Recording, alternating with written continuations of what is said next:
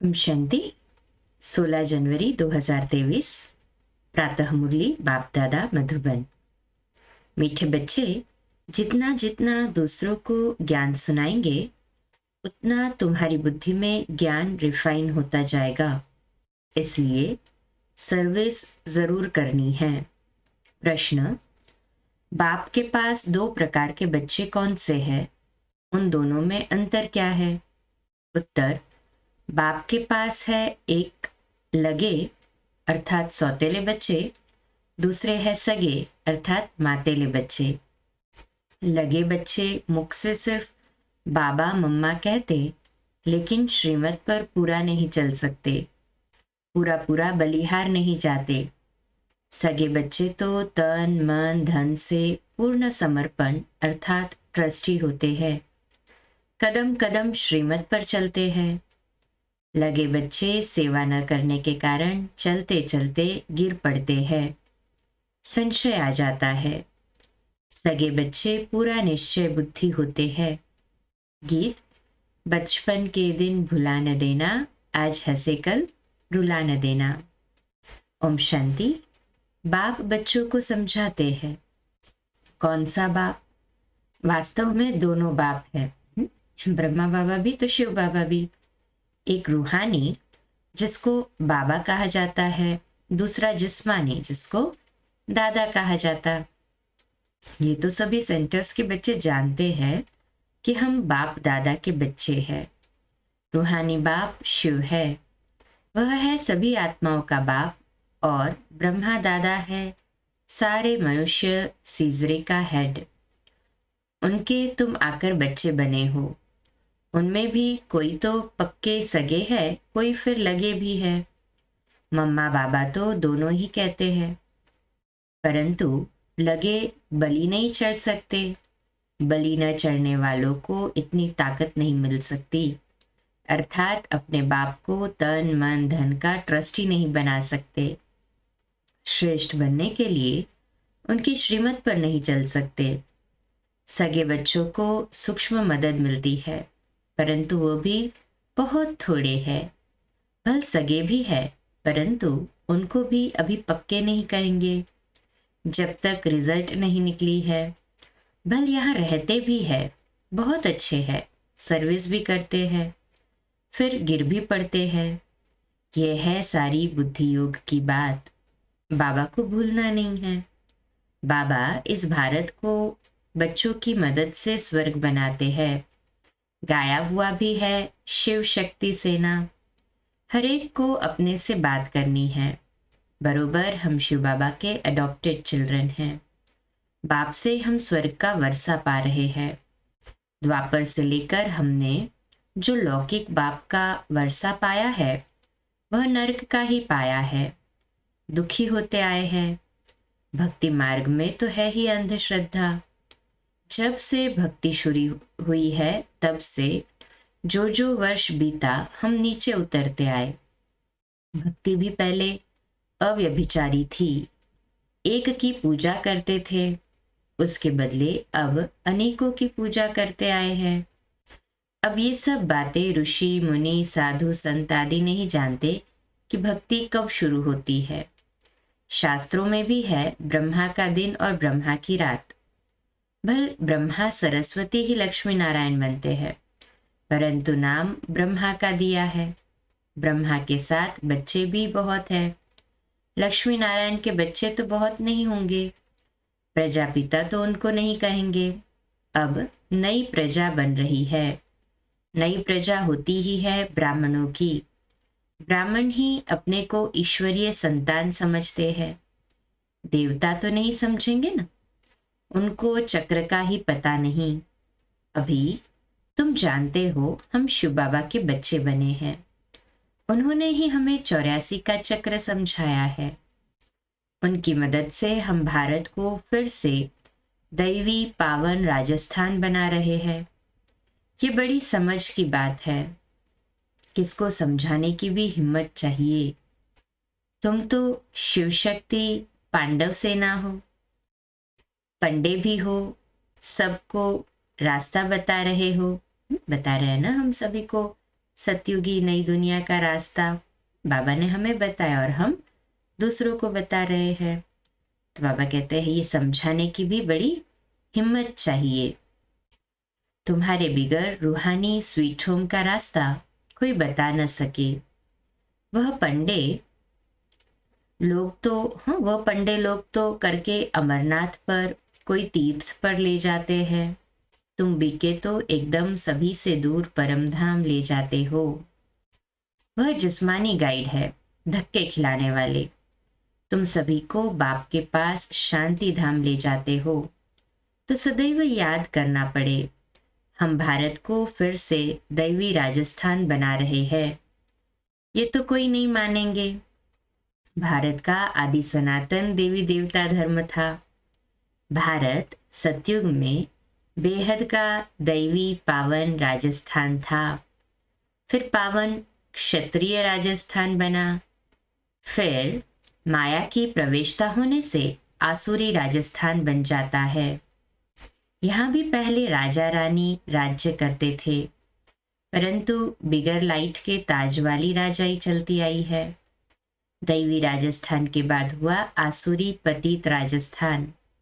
अभी तो पतित प्रजा का स्थान है, पंचायती राजस्थान। वास्तव में इनको राजस्थान कह नहीं सकते, परंतु नाम लगा दिया है। राजाई तो है नहीं ना। ये भी ड्रामा बना हुआ है। ये लक्ष्मी नारायण के चित्र तुमको बहुत काम आएंगे। इन पर समझाना है। भारत ऐसा डबल सिरताज था। इन लक्ष्मी नारायण का राज्य था।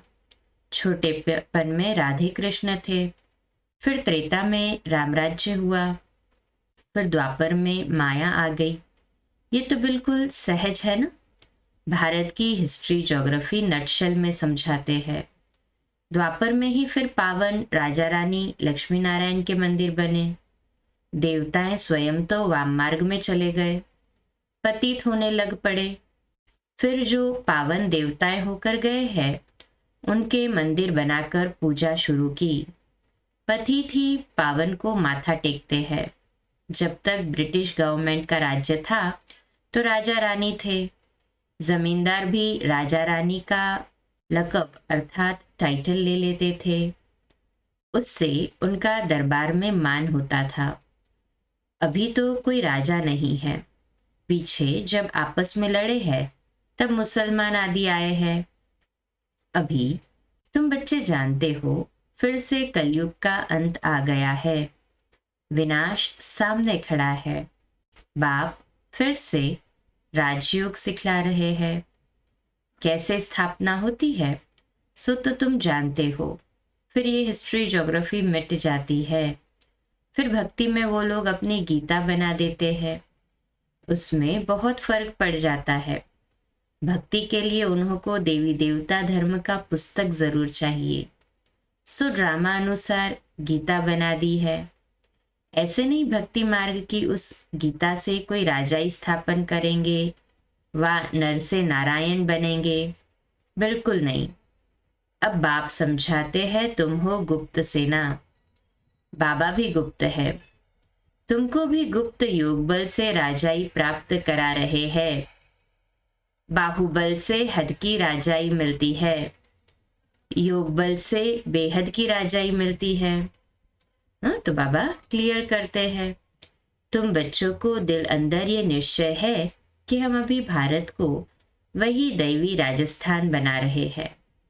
है ना निश्चय? कहे हाँ जी बाबा। जो मेहनत करता है उसकी मेहनत छिपी नहीं रह सकती। विनाश तो होना ही है। गीता में भी ये बात है। पूछते हैं इस समय की मेहनत अनुसार हमको भविष्य में क्या पद मिलेगा। यहाँ भी कोई शरीर छोड़ता है तो संकल्प चलेगा कि ये किस पद को प्राप्त करेगा। सो तो बाप ही जाने कि इसने किस प्रकार से तन मन धन की सेवा की है। ये बच्चे नहीं जान सकते, बाप दादा जाने। बताया भी जा सकता है इस प्रकार की सेवा तुमने की है, ज्ञान उठाया या नहीं, परंतु मदद तो बहुत को की है। जैसे मनुष्य दान करते हैं तो समझते हैं संस्था बहुत अच्छी है, अच्छा कार्य कर रही है, परंतु मेरे में पावन रहने की ताकत नहीं है। मैं यज्ञ को मदद करता हूँ, तो उसका भी रिटर्न उनको मिल जाता है। जैसे मनुष्य कॉलेज बनाते हैं, हॉस्पिटल बनाते हैं औरों के लिए। ऐसे नहीं कहेंगे मैं बीमार पड़ूं तो हॉस्पिटल में जाऊं। जो कुछ बनाते हैं दूसरों के लिए तो उसका फल भी मिलता है, उसको दान कहा जाता है। यहाँ फिर क्या होता है? आशीर्वाद देते हैं, तुम्हारा लोक परलोक सुहेला हो, सुखी हो, लोक और परलोक। सो तो इस संगम युग की बात है। यह है मृत्यु लोक का जन्म और अमर लोक का जन्म, दोनों सफल है। बरोबर तुम्हारा अभी ये जन्म सफल हो रहा है। फिर कोई तन से, कोई मन से, कोई धन से सेवा करते हैं। बहुत है जो ज्ञान नहीं उठा सकते हैं, कहते हैं बाबा हमारे में हिम्मत नहीं है, बाकी मदद तो कर सकते हैं। तो बाप बताएंगे कि तुम इतना धनवान बन सकते हो, कोई भी बात हो तो पूछ सकते हो। फॉलो फादर करना है तो पूछना भी उनसे है। इस हालत में क्या करे? श्रीमत देने वाला बाप बैठा है, उनसे पूछना है, छिपाना नहीं है, नहीं तो बीमारी बढ़ जाएगी। कदम कदम श्रीमत पर न चले तो रोला पड़ जाएगा। बाबा कोई दूर थोड़ी है, सम्मुख आकर पूछना चाहिए। ऐसे बाप दादा के पास घड़ी घड़ी आना चाहिए। वास्तव में ऐसे मोस्ट बिलवेड बाप के साथ तो इकट्ठा रहना चाहिए। साजन को चटक जाना चाहिए। वह है जिस्मानी, यह है रूहानी। इसमें चटकने की बात नहीं। यहाँ सबको बिठा नहीं देंगे। ये ऐसी चीज है, बस सामने बैठे ही रहे, सुनते ही रहे, उनकी मत पर चलते ही रहे। परंतु बाबा कहेंगे यहाँ बैठ नहीं जाना, गंगा नदी बनो, जाओ सर्विस करो। बच्चों का लव ऐसा होना चाहिए जैसे मस्ताना होता है। बाबा भी कहते हैं कि बच्चों का लव ऐसा होना चाहिए बाबा के साथ में कि जैसे मस्ताना होता है। बाबा के पास चटक जाना चाहिए, याद में लटक जाना चाहिए। परंतु फिर सर्विस भी तो करनी है ना। निश्चय बुद्धि तो एकदम लटक पड़ते हैं, बाबा की याद में लटक पड़ते हैं। बच्चे लिखते हैं फलाना बहुत अच्छा निश्चय बुद्धि है। मैं लिखता हूँ, कुछ भी नहीं समझा। बाबा कहते हैं कई बच्चे लेटर लिखते हैं कि फलाना बहुत अच्छा निश्चय बुद्धि है, तो बाबा कहते हैं मैं लिखता हूँ, कुछ भी नहीं समझा है। अगर निश्चय बुद्धि है कि स्वर्ग का मालिक बनाने वाला बाप आ गया है तो एक सेकंड भी मिलने बिगर रह न सके, फिर तो उसको बाबा से मिलने की बहुत लगन होगी। बहुत ही बच्चियां हैं जो बाबा कहते हैं बहुत ऐसी बच्चियां भी है जो तड़पती है, फिर घर बैठे उनको साक्षात्कार होते हैं ब्रह्मा और कृष्ण का। निश्चय हो कि बाप परमधाम से हमें राजधानी देने आए हैं तो फिर आकर बाबा से मिले। ऐसे भी आते हैं, फिर समझाया जाता है कि ज्ञान गंगा बनो। प्रजा तो बहुत चाहिए ना, राजधानी स्थापन हो रही है। ये चित्र समझाने लिए बहुत अच्छा है। तुम किसको भी कह सकते हो कि हम फिर से राजधानी स्थापन कर रहे हैं। विनाश भी सामने खड़ा है। मरने से पहले बाप से वर्षा लेना है। सभी चाहते हैं वन ऑलमाइटी गवर्नमेंट हो। अब सब मिलकर एक थोड़ी बन सकते हैं। एक राज्य था जरूर जिसका गायन भी है। सतयुग का नाम बहुत बाला है, फिर से उसकी स्थापना हो रही है। कोई इन बातों को झट मानेंगे, कोई नहीं मानेंगे। 5000 वर्ष पहले लक्ष्मी नारायण का राज्य था, फिर इन राजाओं का राज्य आ गया। राजा भी अब पतित हो गए हैं, अब फिर पावन लक्ष्मी नारायण का राज्य होगा। तुम्हारे लिए तो समझाना बहुत ही सहज है। हम दैवी राजधानी स्थापन कर रहे हैं शिव बाबा की श्रीमत से और उनकी मदद से। शिव बाबा से शक्ति भी मिलती है, ये नशा रहना चाहिए। तुम वॉरियर्स हो, मंदिरों में भी तुम जाकर समझा सकते हो। तो स्वर्ग की स्थापना जरूर रचयिता द्वारा ही होगी ना। तुम जानते हो बेहद का बाप एक है। तुम्हारे सम्मुख तुमको ज्ञान श्रृंगार कर रहे हैं, राजयोग सिखला रहे हैं।